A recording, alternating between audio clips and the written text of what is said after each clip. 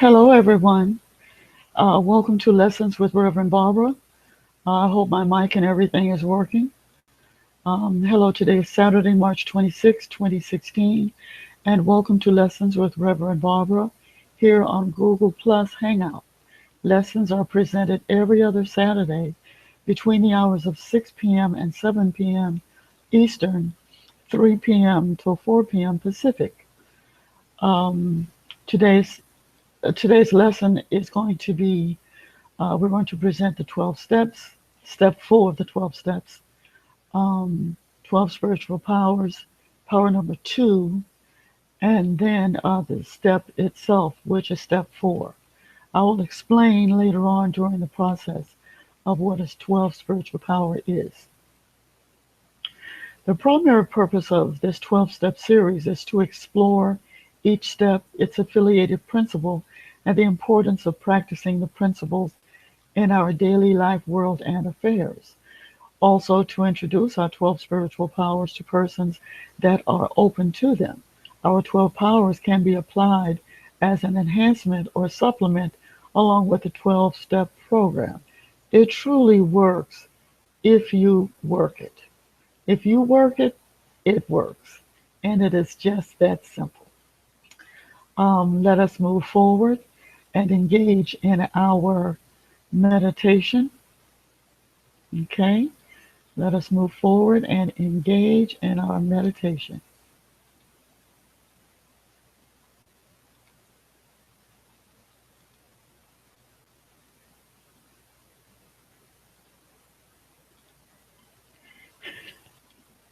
Divine love, source of all there is,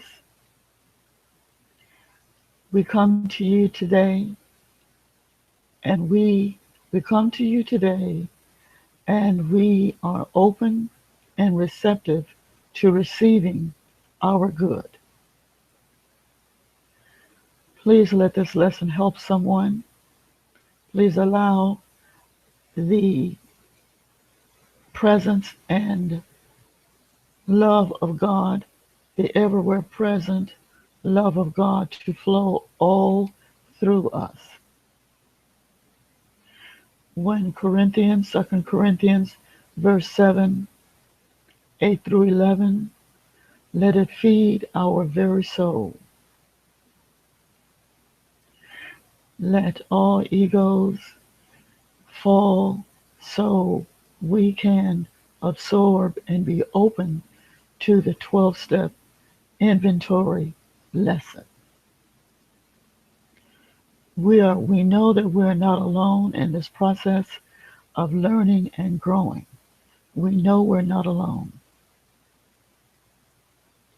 And we love you and we're grateful for this opportunity to restore our lives through action.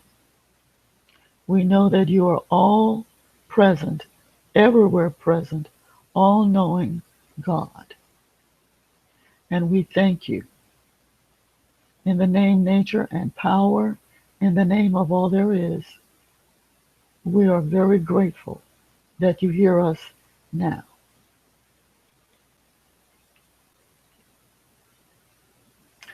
So, here we are, and I have incense burning in the background. It's sandalwood, and I am wearing jasmine oil, and I'm very relaxed. I wanted to make sure that I am relaxed, okay? Prepared for today, prepared for this lesson. And again, making a searching and fearless moral inventory of myself, not of anyone else. I don't take anyone else's inventory of myself, okay? And again, the spiritual gift is strength. The Bible verse, Corinthians chapter, verses 8 through 11. Let's see if I can get us to read it together. How about that? There's nothing more powerful than reading something together. Let's do this one.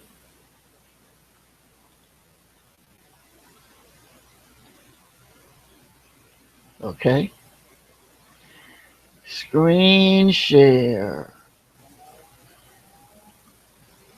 Okay. For even if I made you sorry with my letter, do you see it? Present to everyone. Okay. For even if I made you sorry with my letter, I do not regret it, though I did regret it, for I see that I grieved you with that letter, though only briefly.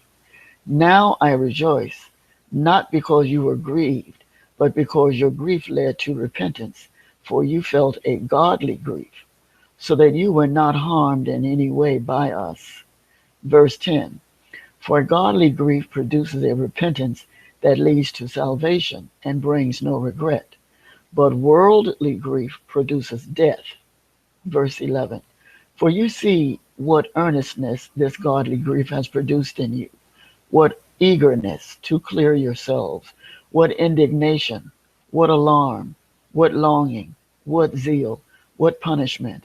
At every point you have proved yourself guiltless in this manner. Proving oneself guiltless. Is that important? To prove oneself guiltless? If so, why is that important? It's about taking a moral and fearless inventory of ourselves. So, I go all the way down here. Verse 8, although you may be uncomfortable, there is no intention to hurt you. So when you take your inventory, it may involve apologizing or making amends to someone. We'll get to that step later. But there's no intention to hurt anyone. You've hurt yourself enough. So now the intention is to clear the slate, an inventory, the checks and balances, what's going out, what's coming in. Verse 9, I rejoice because I've allowed myself to free myself. The grief you felt was based upon love, grief, and compassion. This is an overall synopsis of what I'm gleaning from those particular verses out of 2 Corinthians 7th chapter. Verse 10, being concerned of how others were harmed, I am now prepared for accepting of my consequences, which is part of the restore to sanity process. Worldly grief produces death. The objective or goal is to distance oneself from worldly thinking and actions. Verse 11, which is my favorite, seems to me is much more relevant than the rest of the verses, but I wanted to present all of the verses, 8 through 11. So anyway, here's verse 11. There seems to be a revelation, an illumined idea, a sense of awareness. There seems to be a revelation. Godly grief is not attempting to rationalize the wrongdoing. Okay? This is an honest assessment of myself, knowing that I can do better. Give myself permission to forgive myself and make an honest effort to improve my life, world, and affairs. Now that I've checked my, and now that I've checked the inventory, this step 4 is like if you own a business, or if you have you have a household, okay, and so you make sure that everything is done to have a smooth running household. You make sure the lights are on, water's on, food in the house, proper grooming, whatever it takes to have a house running smoothly. So you have a budget. Let's just say you have a budget of $1,000 a month, $1,500 a month to run your household. So out of that $1,500, you must keep your lights on. You must have your roof over your head. You must have your cable, you know, your car note, your car insurance. So the $1,500 you have, and you know what you need to spend it on. Okay. Well, sometimes we go into the red. Okay. These things happen where unexpected issues or circumstances arise. And so monies have to be recirculated and rearranged so circumstance can be taken care of. So uh, in life, that happens. So when we're working the fourth step, it's about looking at what is going on in our life now that has made what has gone on in the past that is a direct result and it is making its impact now. How much of what I have left is a direct result of what I've done in the past? How much of what's going on in your life now is a direct result of the checks and balances that have gone on in your life prior to coming into the awareness and consciousness of working a 12-step program? Okay? So now, the principle of step 4 is courage. Now, what is a law and what is a principle? Well, I have teachers, and one of my teachers, Dr. Will Coleman, he says that it depends on what context I'm using a law and a principle. So now the principle, so that's what he said. It depends on in what context I'm using the word law and principle. End of quotation. Okay. So he said a law is what it actually does all the time. He says that a principle is a ideal or is an ideal of how something should work. So when we're working, so end of quotation.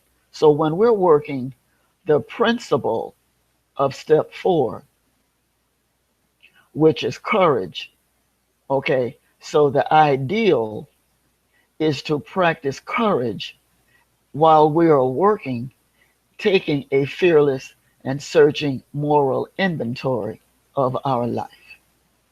All right? Very seldom have I ever attended meetings where there are principal meetings. Very seldom have I even attended traditional meetings on traditions. So suffice it to say that all I've ever heard is the step, the verbiage of the step. So today, what we're going to look at is the principle of step 4. The principle is how is an ideal of how something should work. Okay? Now, so for example, when we are working or applying the fourth step principle of moral courage, which is the ability to act rightly in the face of popular opposition or shame, scandal, discouragement, or personal loss, the state or quality of mind or spirit that enables one to face danger, fear, or unpleasant circumstances with confidence, bravery, and resolution. So it seems as though that individuals that work the steps, for whatever reason, are afraid of step 4. But there is no way you're going to find out the beautiful person that you are, the diamond in the rough, the diamond in the rough that you are. You are made in the image and likeness. And how on earth do you expect to find out the glorious spirit that's in you if you don't clear away and get rid of your perceptions of who you are based upon what you've done or did not do in the past. Okay? So step 4 is imperative. Taking inventory. There is no way you're going to lead yourself. Forget about leading others. There is no way you're going to lead yourself in the direction of recovery to restore that which you have lost, to restore sanity. There is no way you're going to restore sanity. There is no way you're going to obtain sanity. There is no way you're going to maintain sanity unless and until you engage in the duty, engage in the ugliness of clearing away the debris. And step 4 will help you do that with the principle of courage. You will need the spiritual gift of strength. You will need strength because it will take strength for you to work the principle of courage. So in this context, practicing the principle of courage will assist with overcoming the fear of making a searching and fearless moral inventory of yourself. The affirmation: I am the strength and fortitude to complete all that is mine to do. I am the strength and fortitude to complete all that is mine to do. Let's say it together. I am the strength and fortitude to complete all that is mine to do. We do have slides and they will be presented when I'm done. You never know how strong you are until being strong is the only choice you have. You go into a restaurant and you see all of these different wide array of pictures, the different foods and menus and dishes that are presented and that's able to be served. You pick up the menu and all you see is one dish. Okay? So you never know how strong you are until strength is all you have left. Okay? So you are the strength. You have the strength. All right? Out of everything else in the world going on in your life, world and affairs, all you have is your strength. You have quite a bit. But on this particular step, and on this particular principle, and on this particular law that we're going to be talking about, which is the law of harmonic relationships, on this particular step, you are going to need strength and courage. That's all that's being served up today. Forget about all of the other fantastic menus. Okay, what's being served today is strength and courage on today's menu. A review of New Thought history and its influence on the 12-step movement. If you remember, when you reviewed the video of step 1 and 2, I did explain the influence of Emanuel Swedenborg, born 1668, transitioned 1772, a Swedish-born New Thought thinker and philosopher. He reported experiencing a spiritual awakening, which is what Bill and or Bob reported.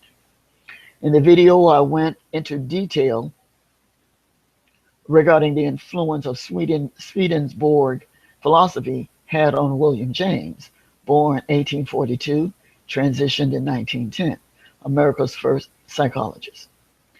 In William James's work, The Will to Believe, James simply asserted that his will was free. We all have free will, okay? As his first act of freedom, he said he chose to believe that he was free. He chose to believe that there is, we have choices. He chose to believe that, okay? So when you're ready, to take that inventory. You must be ready to look at the good, the bad, and the ugly. And for whatever reason, and remember how I said this: the good, the bad, and the ugly. I put the word good first. And for whatever reason, working that fourth step, all you envision is the bad and the ugly. But you must understand one thing: if you don't get anything else out of any of the series that I will be presenting, if you don't get anything else, you must understand one thing: that you are made in the image of goodness, that you are made in the image of love. And what you did or did not do is not who you are. Let me say it again. You're made in the image of goodness. You're made in the image of divine love. What you did or did not do is not who you are. Do you understand that? If you don't get anything else, if you don't understand anything else, grasp that concept. Okay? I see individuals winning awards, yada, yada, yada, but that's not who they are. You understand? I see homeless people on the street, but that's not who they are.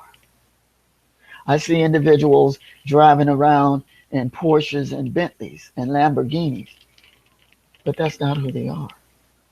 Okay? The divineness defines who they are. If they will allow themselves to allow the divineness to define who they are. Okay, moving briskly. Also, another New Thought thinker was Warren James Phelps, which believed in mind cure. You work your fourth step, trust me. There's a lot of negative thoughts will be cured by working your fourth step. When you think about the principles of the 12 steps, they are paths toward establishing new behaviors by changing one's thinking. What is new thought? What is new thought? It's a spiritual following, but what is it? What is it? I want to know the truth. The concept of new thought promotes the ideas that God or higher power is in everything and everywhere. Higher power knows everything and it knows everyone, and it is all powerful, all knowing. God is. Higher power is. Is what? It is everything because God is in us. And a parenthetical clause is, yes, you're going to hear me use the word God, but you could always substitute the word God for whatever you feel comfortable with, okay? But during today's series, during today's lesson, the word God will be coming up, okay? All right. So, everything God is, higher power is, spirit is, everything. And because spirit or God is in us, that makes us divine. So whatever qualities or attributes, when you think of God, when you think of higher power, when you think of the personality traits, for lack of a better term, okay? Well, God was very generous. When God formed us, whatever your belief system is on how we got here, it's fine. But when we were formed, the ingredients that is in the God of your understanding is in us as well. It had the consciousness, God's consciousness only knows love. So what else would God put in us? It's not going to put anything else in us. It's not going to put hatred in us because God is love. It's not going to put animosity in us because God is love. It's not going to put jealousy in us because God is love. So now, whatever you see individuals manifest in their daily life, world, and affairs, they are doing what William James says. They are making a choice. All right. So today, with step 4, we're going to make a decision. Okay, we've already made, remember now, we've already made our decision. Okay, so that's taking action. And so now what we're doing is taking the inventory, all right? And part of that inventory is knowing what is in us and how did it get there. Knowing the truth will certainly emancipate you. And if emancipate is too big of a word, then knowing the truth will set you free. Okay. We are a force for good. Okay? We are the angels. We are the messengers. That higher power says, okay, here, you're made, you're developed. Okay, go. Go out there and express me. Make your choice as to how you're going to express me. So, what is higher power? Everything, and because God is in us, that makes us divine, with the ability to think divine thoughts. We are a force for good. Sickness begins in the mind, and right thinking is a healing effect. So, therefore, it is possible. It is not difficult. It is not hard to work a rigorously honest program of recovery to recover that which you have lost as a direct result of insane behavior. The work involved with the steps and principles restores you to sanity. Put on your armor of courage, which will give you the strength to be restored to sanity by a searching and fearless moral inventory. Remain on the path of courage, strength, and action, which leads to mind cure. Courage, strength, and action. Talked about action last video. Okay? Last step 3 was made a decision. That's action. Okay, so courage, strength, and action. New Thought philosophy enhances the 12-step movement with the belief that divinity or higher power dwells within each one of us, that all people are spiritual beings, and that the highest spiritual principle is loving one another unconditionally and teaching and healing one another, and that our mental states are carried forward into action, and that we become willing to experience hope in our daily lives. About the 12 powers. Okay, should I do the slide now? About the 12 powers. It may help you, why not? Why not? I'll pull it up. Am I bad or what? I make a decision that I'm going to learn how to do something. And once I make a decision that I'm going to learn how to do something, then I've learned it. And now I can at whim show you something. Now, what I want to show you is the 12 spiritual powers. You hear me talk about it all the time, okay? And it is a spiritual practice. Yes, it is. It is a spiritual practice. While I'm waiting on it to upload and do its thing. So I want you to know that the 12 spiritual powers in and of itself is a spiritual practice. Okay? There are 12 of them. Each has a gift. It alerts us that we have a gift. Okay? And the philosophy was developed by a man by the name of Charles Fillmore. So I think we're ready now to do this. Okay. Oh, I love it. I can share the screen anytime I want. Anytime I feel like it. It's over here. Reverend Sherry, you have no idea what you started. Okay. Okay, so now the 12 spiritual powers. Come on. Be nice. Be nice. There's a whole lot of different slides I have. But right now, okay, now I want to show you something. I want to show you the parallel between the 12 spiritual powers and the 12 principles of the 12 step groups. Okay? And while I'm waiting on it to do that, if it's not asking too much, you believe this? You believe I've been practicing this for 2 weeks?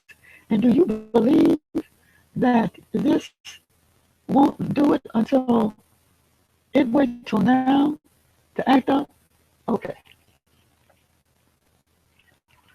Principle of 12 steps is located on the left. The 12 spiritual powers are located on the right. Fear not, my little ones, because when I'm done presenting the entire 12 steps, then I will present each power, but I'm not going to go into an elaborate version of it. I will not do that. I will present it in a milk version manner. All right. So now, thus far, we have looked at honesty, which is step 1, hope, which is step 2, action, which is step 3, and now we're in courage. Okay, now, over here are the 12 spiritual powers. The powers are faith, strength, wisdom, love, power, imagination. These are the gifts we all have. Higher power gave us all these gifts: imagination, understanding, will, order, zeal or enthusiasm, elimination or renunciation or letting go, and life. We all have these gifts. Practicing strength, applying strength, and applying courage. When you are working this 4th step, you will be utterly amazed. There is nothing to be afraid of. Okay? We've already looked at faith. Okay? We've already looked at faith. We looked at faith last week. That's the last video. Now we're in strength. Okay? So we all have a built-in mechanism of courage. I'm going to show you something else while I'm over here. 12 spiritual powers are tools for abundant living.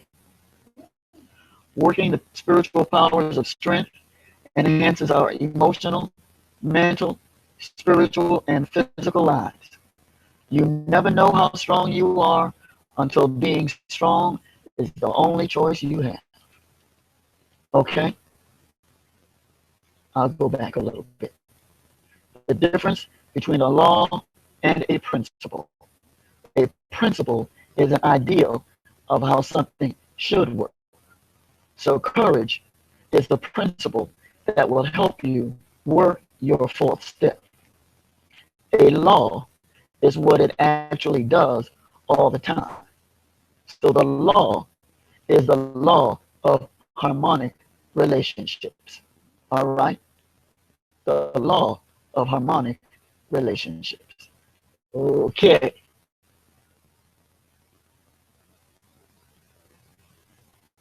Come on.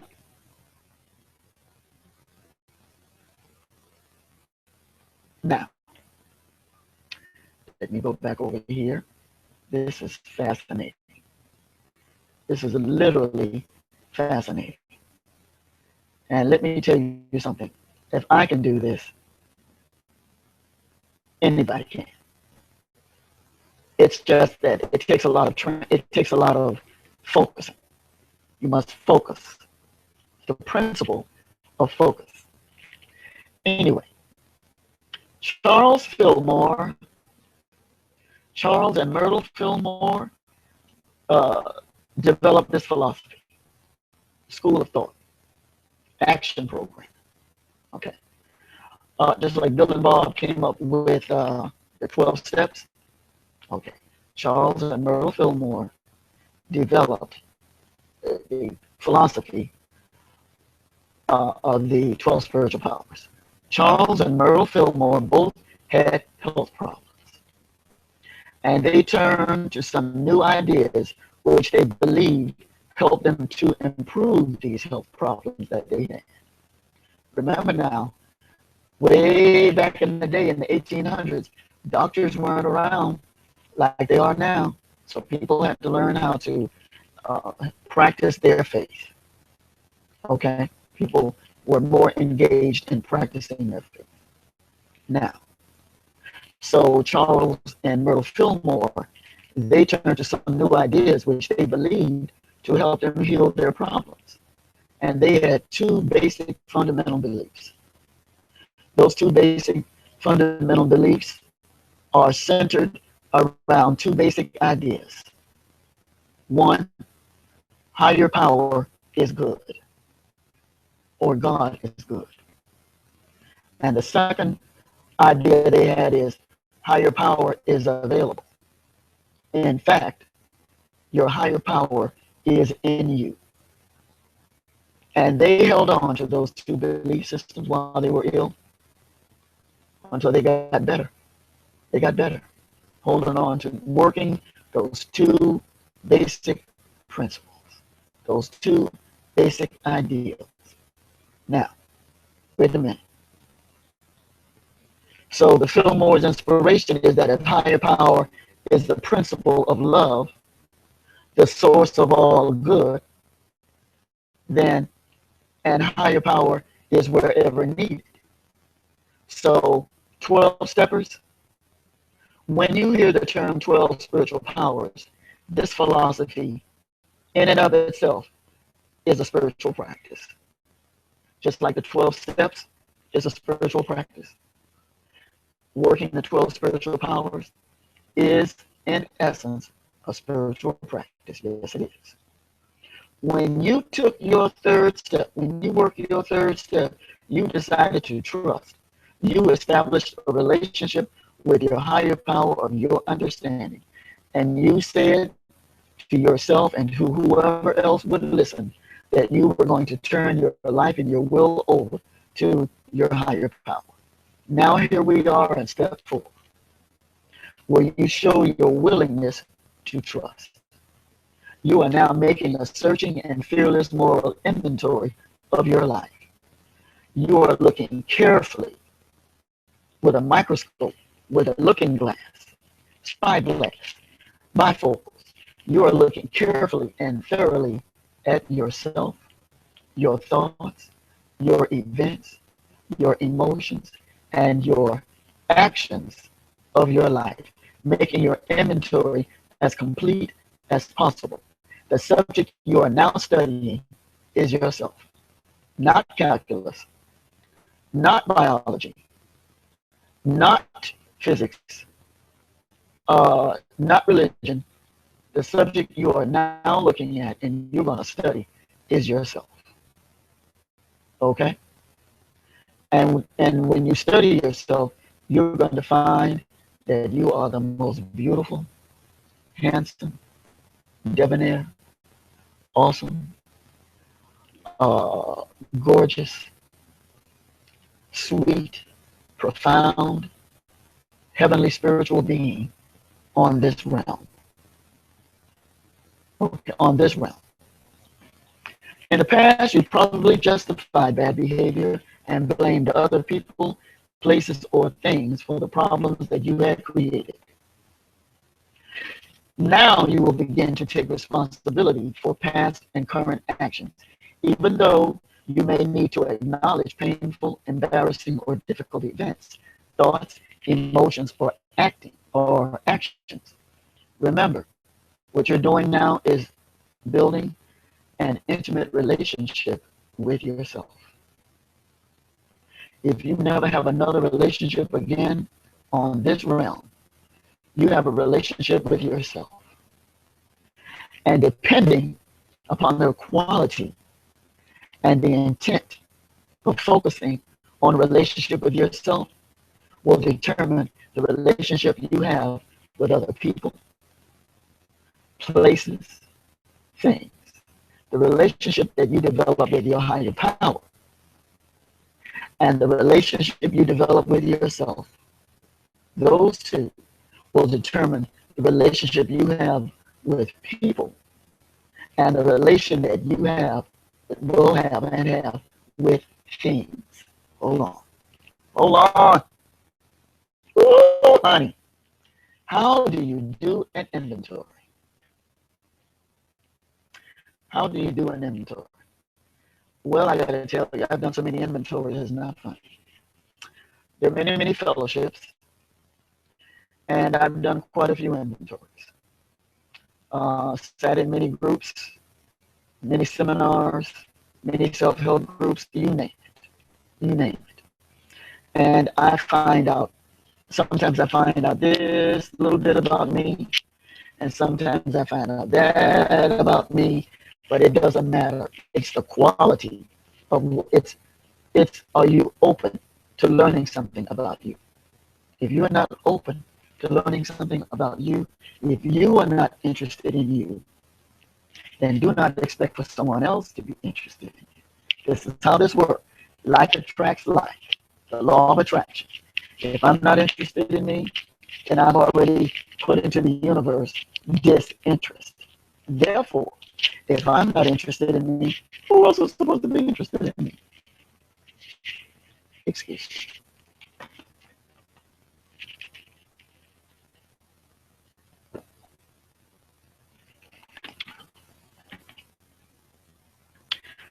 I talk too much. That's one of the perks of teaching. You do a lot of talking. But I'd rather listen if you don't mind. This is why we're going to have a question and answer section. So how do you do an inventory?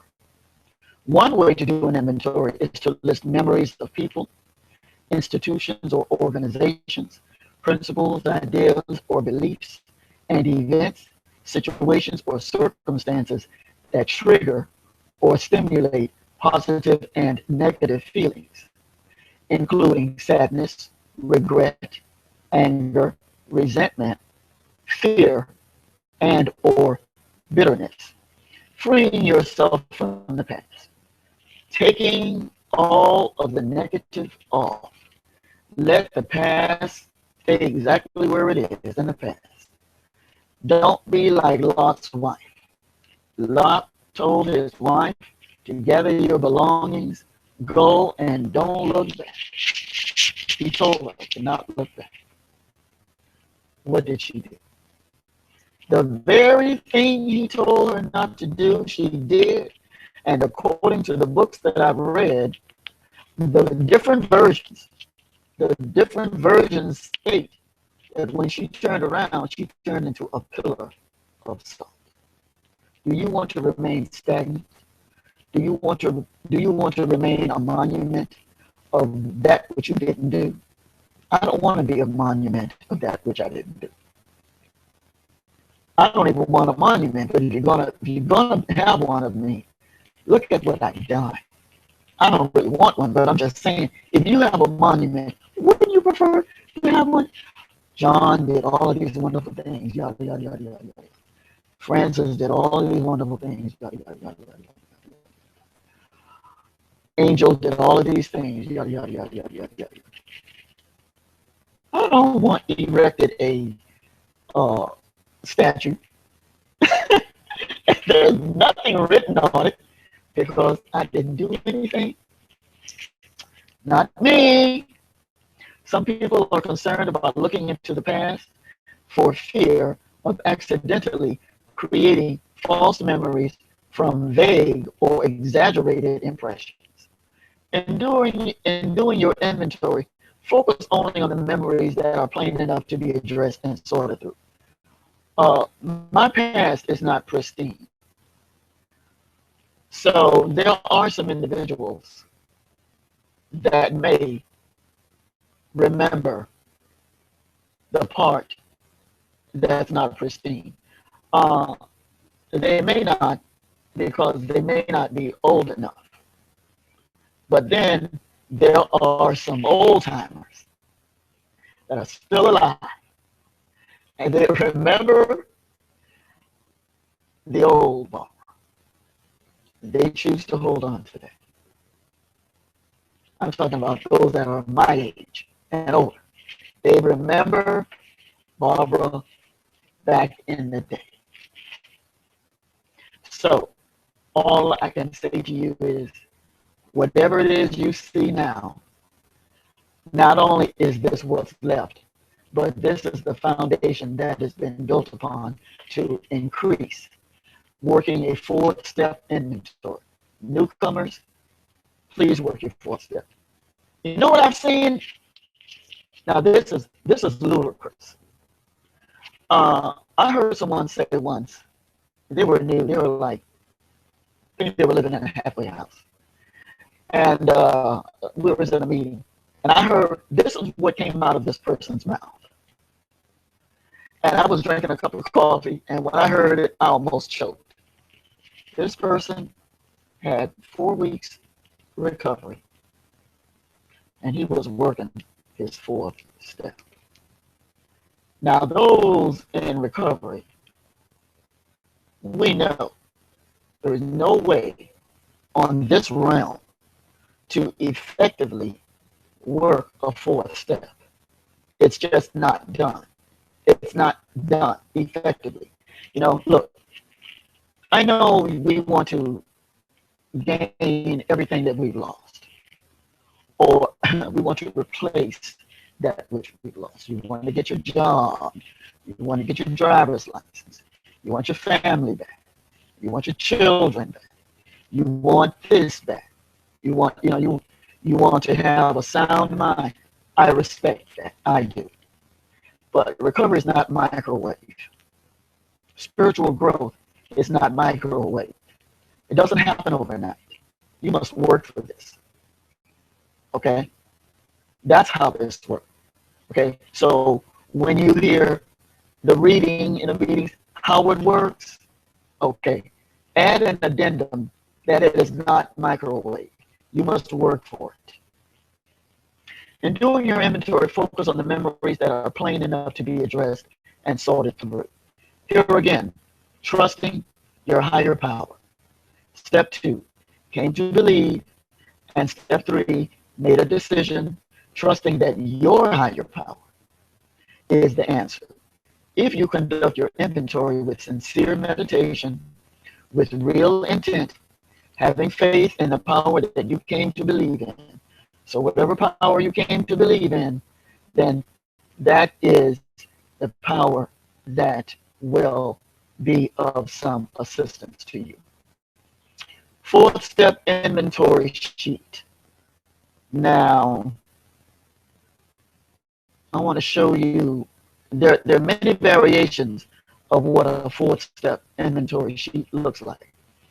But for the benefit of those that are not in recovery and are watching this, you may have a family member or a friend or something that you trying to help, or you're trying to understand what they're going through. Fourth step inventory. Okay, checks and balances, liabilities and assets. And for whatever reason, the individual that is working their fourth step, they seem to focus more on what they think they don't have. Resentments, fear, anger, jealousy, laziness, self-pride, dishonesty.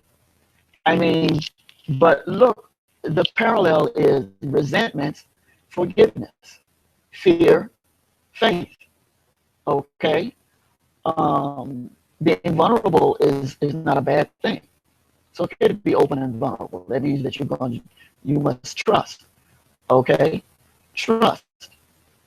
Dishonesty, trust. You want others to trust you. I know that there are things and activities and behaviors and actions that you have done in the past. And I know you want microwave trust in your life, but it does not work that way. If someone has hurt or whatever to you, well, depending on where you are in your spiritual growth, either you've already forgiven them before the incident is halfway over, or you're still holding a grudge. And wherever you are in your spiritual growth is where you are. Okay? All I'm saying is step 4 will help you to get past the resentments and the ill feelings that you have about yourself or others, because it's like a fort. Okay? This step 4 is like a fort. And when you have a fort, it's like you have this barrier and you want to, it's like you have a barrier and there's a lot of good on the other side of that wall. Well, you're not going to know what's on the other side of that wall until you're not going to know what's on the other side of that wall until you begin to do the work required to help yourself to become aware of what's on the other side of that wall. Okay? And there's a lot of work involved in finding out what's on the other side of that wall. And these steps, all right, step 4, courage, all right, getting rid of resentments, all right, and the spiritual power of strength will help you get over that wall of resentments, resenting others, resenting yourself. And oh, by the way, just so we're clear, there is a difference. I may have said it in the first series, in the first lesson. There's a difference between anger and resentment. Resentment is what step 4 is about. You're not addressing it. Resentment is ill feelings that's not addressed. Anger is ill feelings that's been verbalized, expressed, and addressed. Step 4 will certainly help you to deal with resentment. All right? The sooner you deal with and address your resentments, then you can be about the business of enjoying the fruits of life. Okay? And the fruits of your labor. The fruits of your labor will be to eliminate, dissipate, get rid of your resentments, because it is a wall that is keeping you away from your good. Your good is on the other side of the wall, and you must work that 4th step in order to plug in to the energy that's on the other side of that wall. If you don't work that 4th step, there's no way. And I'm talking about a 3rd one. And don't come to me if you have 3 weeks recovery talking about, oh, I'm working on my 4th step. Because I'm going to look at you like, what world are you in? Okay. Okay. This is awesome. Moving briskly. Oh, I've got 6 minutes. Okay, how it works. Incident. You look at what happened. What effect did it have on you? How did you feel during the incident? Self-examination. How did your character defects, or your strength influence or impact the situation? I want to move on down to the book. There's a lot of questions involved. Did I ignore reality? Did I lie to myself? How did I act like a victim to control others? Did I insist on being right? Okay, now the law of harmonic relationships. Here we go. Here we go. The law of harmonic relationships. Where is it? Where is it? Okay, just a second. Here we go. Okay, the law of harmonic relationships. And the book is written, actually, it's a book, um, the book in and of itself is the supplementary text that we're using for today. Supplementary text for today's lesson, 12 Universal Laws of Success by Mr. Herbert Harris. And the focus is page 119 through 130. This is the second edition. I have the first. And this is Mr. Harris there. I'll read from here because this is a synoptic version. The universal laws of success, the law of relationships. There are four basic relationships: relationship with your higher power, relationship with yourself, relationship with others, relationship with things. When the relationships are proper, and they are called, when the relationships are proper, they are called harmonic relationships. Proper being positive, being encouraging, being nurturing, and being productive. Now, the first one was a relationship with your higher power. Harmonic relationships with your higher power or God. In step two, you came to believe in a power greater. You came to believe in a higher power. Step three, you made a decision to turn everything over. My questions to you are, do you believe higher power is all knowing, all loving, all powerful, everywhere present? Is your higher power or God love? Is it love? Does your higher power or God offer you unconditional love? If you believe that higher power or God is truly unconditional, then is unconditionally okay. If you believe that higher power or God is truly unconditionally loving, then is higher power judgmental? There are no wrong answers to the question. None whatsoever. Okay? The next one here is a harmonic relationship with yourself. Happiness depends upon ourselves. I demonstrate the love I have for my higher power by the way I love myself. I cannot demonstrate towards another that which I do not feel for or about myself. When my self-image is intact, then I am in a harmonic relationship with myself. Okay, so if you don't have, in other words, your higher power first, and then you're next. Okay, if you don't have a harmonious relationship with your higher power, then find out what attributes that a higher power, in your opinion, ought to have, and then with that, then you develop a relationship with yourself, and then you'll have a harmonic relationship with others. Hold on a second. I'm drinking water. Next is a harmonic relationship with others. Building it. I couldn't crop this down enough, so this reads, your relationship with yourself determines your relationship with others. Your relationship with yourself determines your relationship with others. How does one build harmonic relationship with others? Listen intently to what other people are saying. Express appreciation for what other people do to or for you.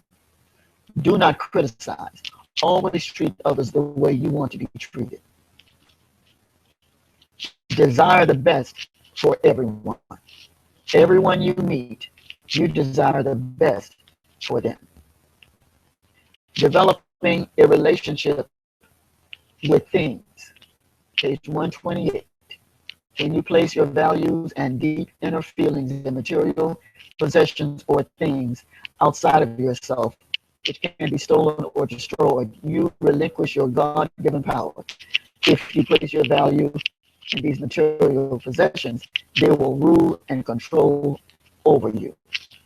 I wanted to use a picture of things, and so I saw All Things Considered, which is an NPR show, National Public Radio. Okay, we're summing this up quite frankly.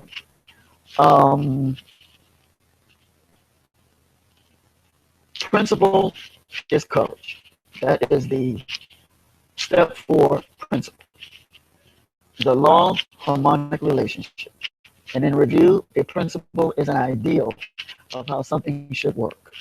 A law is what it actually does all of the time.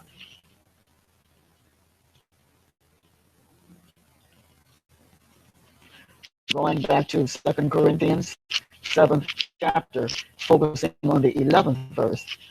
For see what greatness his godly grief has produced in you, what eagerness to clear yourselves, what indignation, what alarm, what longing, what zeal, what punishment. At every point you have proved yourself guiltless in the matter.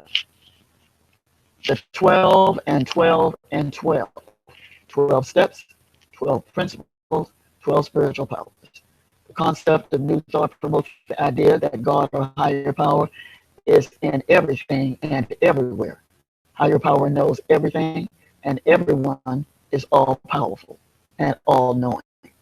We are all knowing. We have intuition. That's what that means. Don't be afraid. We're greater than we realize. I know. But just hang in there. Just keep practicing. Keep practicing, keep reading, keep studying. Next, incorporating the 12 spiritual powers to persons that are open to them can and will be an enhancement or supplement along with the 12 steps and 12 principles. It truly works if you work it. If you work it, it does work. Speaking of courage and fear, fear is a mind game. Change the rules by changing your thinking. Anchor yourself in courage. Anchor yourself in courage. Find courage, get an anchor, drop anchor, and stay there. Okay? Definitions of courage. From Merriam-Webster, full definition of courage: mental or moral strength to venture, persevere, and withstand danger, fear, or difficulty. TheFreeDictionary.com, courage: the state or quality of mind or spirit that enables one to face danger, fear, or vicissitudes with self-possession, confidence, and resolution and bravery. So now, having that said, are there, wait a minute, I have more stuff. Wait. Oh, write it in. Okay. Did I talk about the 12 universal laws? Did I show you all a picture of Mr. Harris? Mr. Harris is a good-looking man, isn't he? Okay, being willing to confront your fears, those constructive ways to improve your self-image, overcoming obstacles, okay, and make it a part of your treatment plan, okay. Spiritual wealth. This is the overall principle. This should be a principle. Spiritual wealth. Anytime you're working on a spiritual program, self-help regimen, it is for spiritual wealth. You want to be rich and wealthy spiritually. Okay, you want to learn how to lead. Step 4 is teaching you how to be a leader. And if you don't engage in any self-exploration, then how are you going to be a leader? How's that possible? Okay. Now, I have a pet peeve with the newly recovering people. You don't listen. And you know you don't listen. And I'm going to do this. I was going to leave it out, but no, because I've done too much work on this. The harmonic relationship with your higher power is one of attachment, affection, respect, tenderness, obedience. When this proper balance exists, then we are in a harmonic relationship with your higher power. Mr. Harris goes on further to cite the following sources. He says that if you read Matthew 22nd chapter, verses 37 and 38, that will may give you some enlightenment. Our harmonic relationship with self. We demonstrate the love we have for our higher power by the way you love yourself, by the way you feel about yourself. Love and value must be internalized. In other words, love and value is an inside job. First, before we can externalize, before we can show love, we must have love towards ourselves. I cannot demonstrate to another that which I do not feel about myself. If I don't love myself, there's no way I can demonstrate love to you. It does not work that way. Okay, I don't overlook me and try to show love to you. It doesn't work that way. Harmonic relationships with others. Although there are 9 mentioned ways in the book, I chose 4 which seem to truly be relevant to the recovering person. Listen intently to other people's words. The newly recovering person, you don't listen. My observation is when someone makes a suggestion to you, you always say, yeah, but. That's your anthem. Yeah, but. Well, your best thinking got you in the position you're in now, right? Your best thinking got you into a position that you're trying to get yourself out of. So no more yeah buts. For the first year, newly recovering people, for the first year, express appreciation for what other people do. Get rid of your sense of entitlement by placing what you consider to be a character defect on your 4th step inventory list. Throughout your recovery career, do not criticize. Learn to live above petty criticism. Always treat others the way you want to be treated. And throughout your recovery career, desire the best for everyone you meet. Robert Harris cites the following verses: Matthew 22nd chapter, verse 39, and Matthew 7th chapter, verse 12. All right, all things considered, we've gone there. Harmonic relationships between you and things is one in which material possessions serve and are for your benefit and enjoyment. You may enjoy material possessions, but they must not rule you. He cites Matthew 6th chapter, verses 19, 20, 21, and 24. And as we said earlier, when the relationships are proper, they are called harmonic relationships: positive, encouraging, nurturing, and productive. Okay, we've gone on through all of that.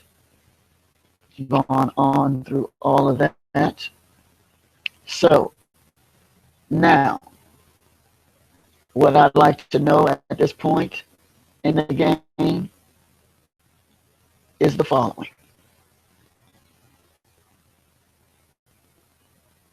This is what I want to know at this point in the game. Where is it? Where is it? Here, it's over here. And what I want to know is this.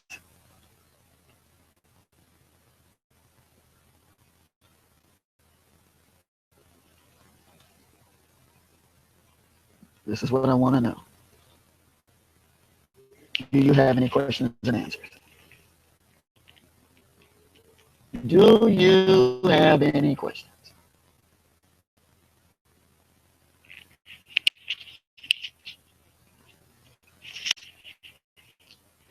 Comments? Thoughts? Suggestions?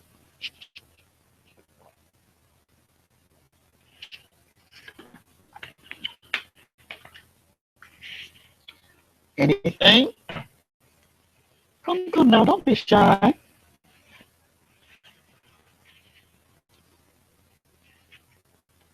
Nothing?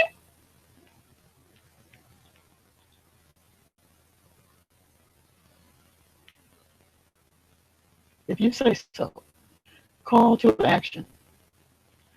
For the next 30 days, study, try as much as you can to apply the law of harmonic relationships. Practice the spiritual principle of courage. Fearlessly search to identify ways you can improve your relationship with your higher power, yourself, and other things. Journal, journal, journal. Call to action. Ask yourself what is really important, and then have the wisdom and courage to build your life around your answers.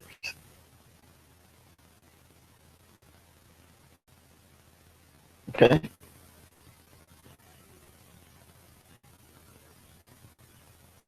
Questions? Well, I am 11 minutes into overtime, so I want to take this opportunity to say thank you very, very much for taking the time to watch the video. This video will be played on YouTube, and you can always feel free to leave your comments there on YouTube. Okay? The light of God surrounds you. The love of God enfolds you. The power of God protects you. And the very presence of God watches over you. Wherever you are. Wherever you are. God is. This is so, and so it is. Namaste.